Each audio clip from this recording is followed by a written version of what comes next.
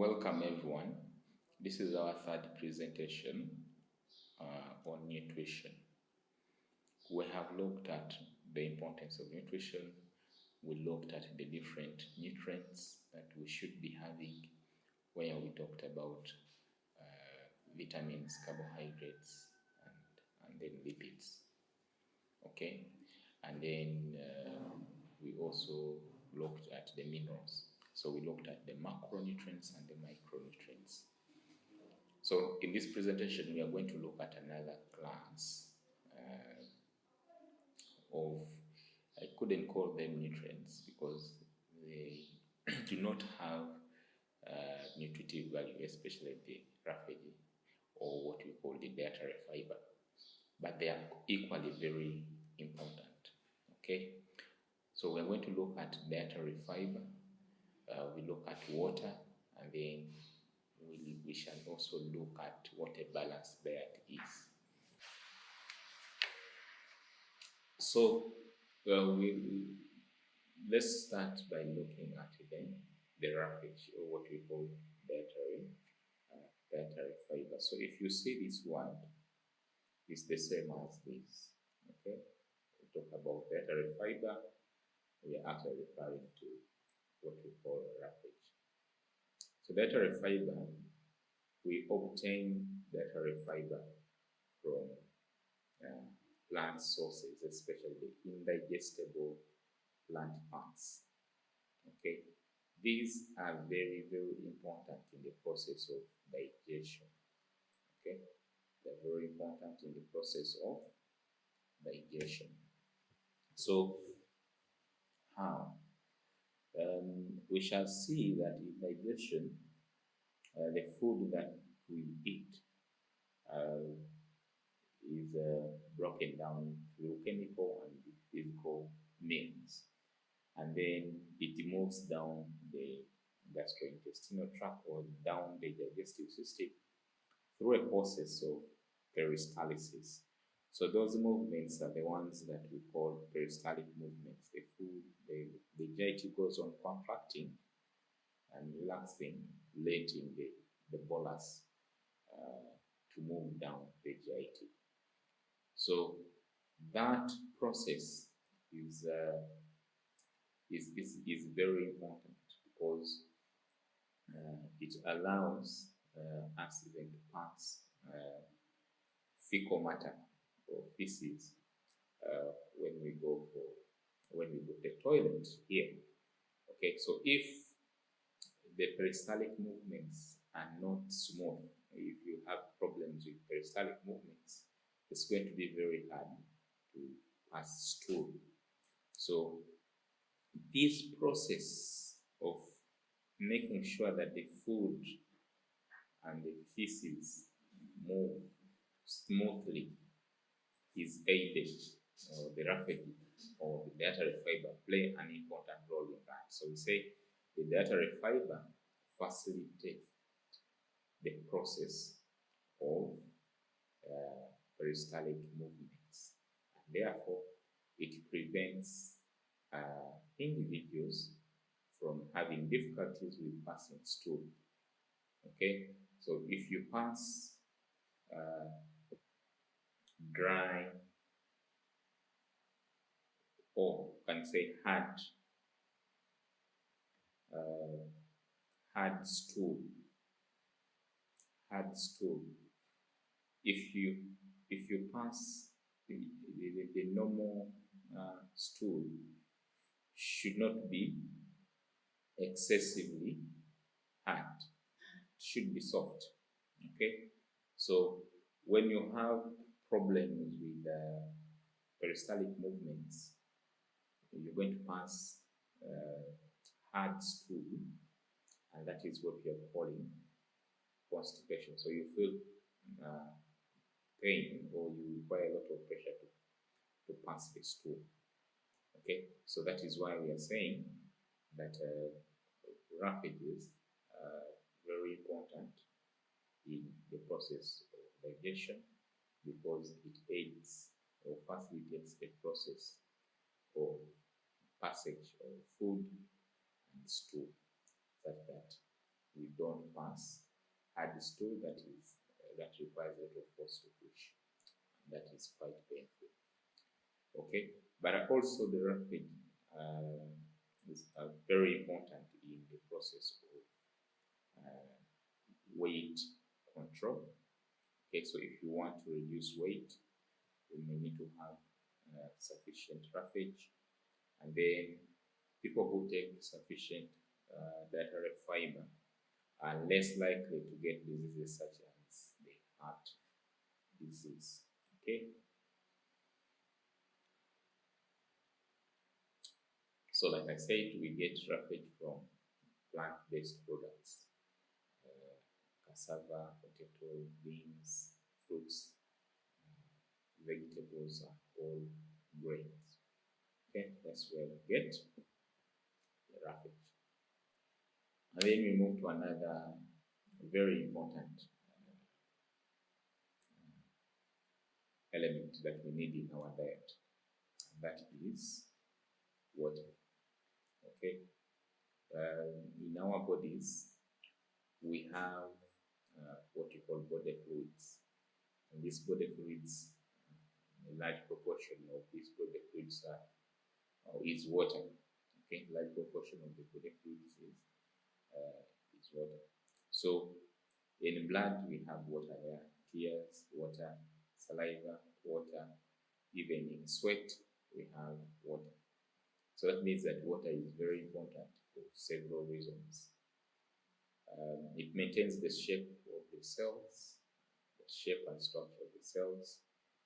It aids in the process of digestion. One of the things that brings about issues to do with passing hard stool is not taking sufficient water.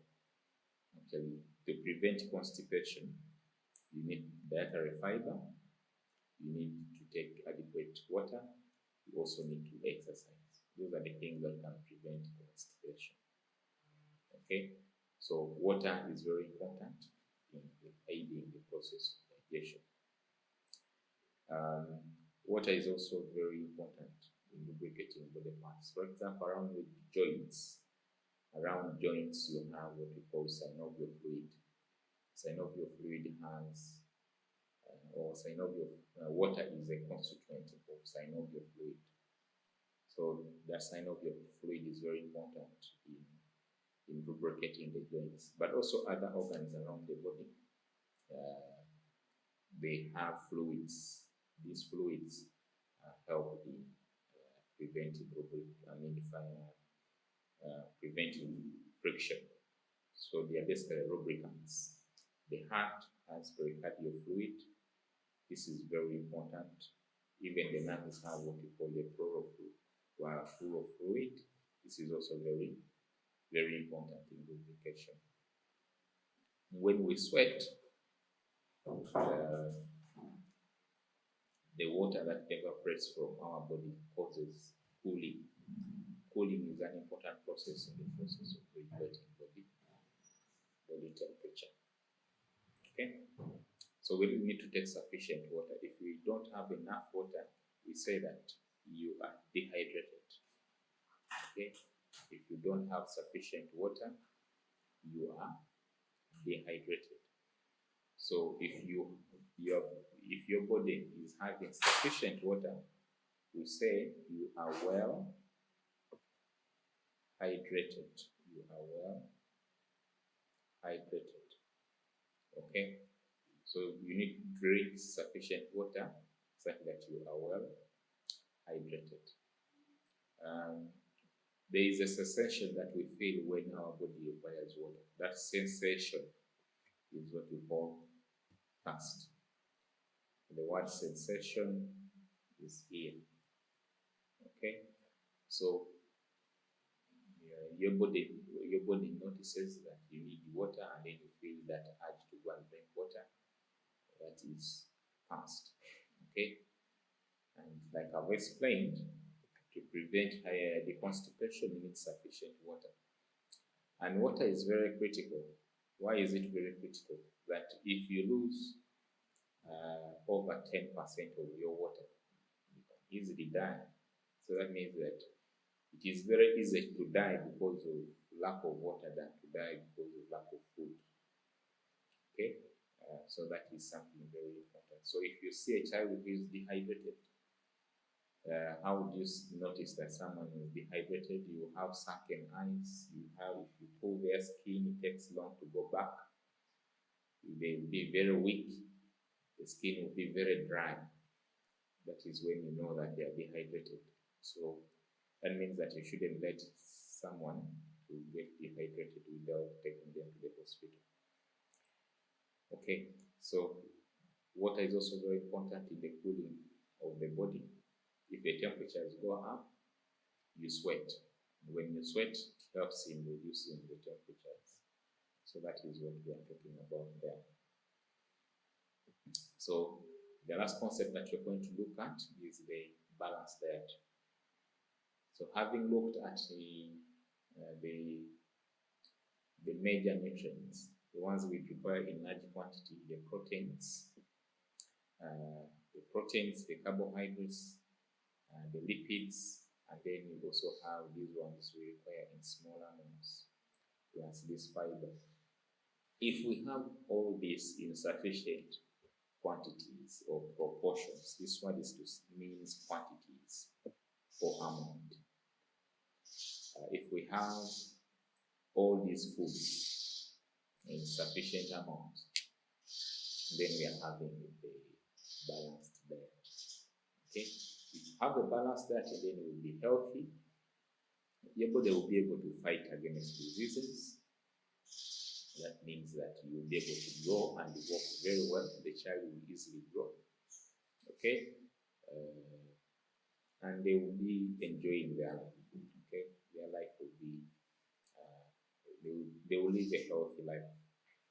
But if any of these nutrients are in insufficient amounts, then you are likely to have deficiency diseases, nutritional deficiency conditions, or nutritional deficiencies, or you will have what we call overnutrition. So that means that it is very important to know how much you eat and the quality of what you eat, because there is a difference between quantity and the quality. So you need to eat sufficient nutritious foods. Okay, and if you eat a lot, we say that that is a problem of overnutrition. If you eat less than what your body requires, maybe that is a case of undernutrition. But all these cases are what we call malnutrition, and these are not good problems. This is not a good problem. I mean, we shouldn't be having people who are malnourished. We shouldn't have malnutrition. So we shouldn't have a problem of undernutrition or overnutrition. So if you have overnutrition of certain foods, you are likely to get diabetes, obesity, and high blood pressure. Still, if you have also undernutrition, your immunity will be reduced, and you get a lot of infections, and you are likely to die. So that means that a balanced diet is very important. Eating foods in the correct proportion is very important. So how do people know that this is enough or this is too much? What we call dietary guidelines are the ones that stipulate how much you should be eating. Your aim is that you should be having adequate weight versus your height. Okay, for children, we're interested in them growing like adults. So that's why when children are taken to the hospital, their weight and their height is taken, such that we can know whether they are growing properly or not. Okay, so we don't want people to be overweight or obese. this could be a problem because of the disease that we mentioned. If you're obese or overweight, you get diabetes, you get hypertension, and you also get heart problems. So you don't want people to be overweight. Okay? So the dietary guidelines, these are the guidelines on what you should be eating and in what proportions. Okay? So most of these guidelines will tell you that don't eat food that contains a lot of fat, a lot of sugars, and a lot of salt. They should be in small amounts. Okay, generally, we are saying that fats, salts, sugars should be in low amounts, and then for proteins, carbohydrates, and other essential nutrients, they should be in moderate. Okay, and then at least eat fruits every day. Fruits and vitamins. Fruits contain vitamins, of course, so you need to have what you eat on a daily basis should have fruits because they contain vitamins and also other essential ions. For example, iron or essential minerals as an essential mineral, and then fiber. Of course, if you eat fruits and some of these plant-based products, you get this fiber. Okay, eat a variety. Don't eat a single type of food. If you eat rice, you eat posho, you eat cassava, potatoes, and the rest. Even the grains, whole grains. Okay, take whole grains in variety. Okay, that's very important. On top of the diet, you need to really exercise. Exercises can be in terms of walking, in terms of going to the gym, and in terms of running around. So exercise is very, very important. There are some foods that are healthy, others are not very healthy. So you may need to eat them in moderation. Red meat, for example, is not preferred. Eat meat that is lean meat over red meat. This is not to say that, for example, pork is not red meat, so you eat a lot of pork. That's something there. So you can always have fish in there, have poultry products, that is chicken and also eggs, and low fat dairy products. Minimize salt intake, like we said earlier on. Okay, minimize sugary drinks. Eat enough. Take enough water. Okay, take enough water. So that marks the end of this presentation, where we have looked at dietary fiber, we have looked at water, and then balanced diet. Thank you.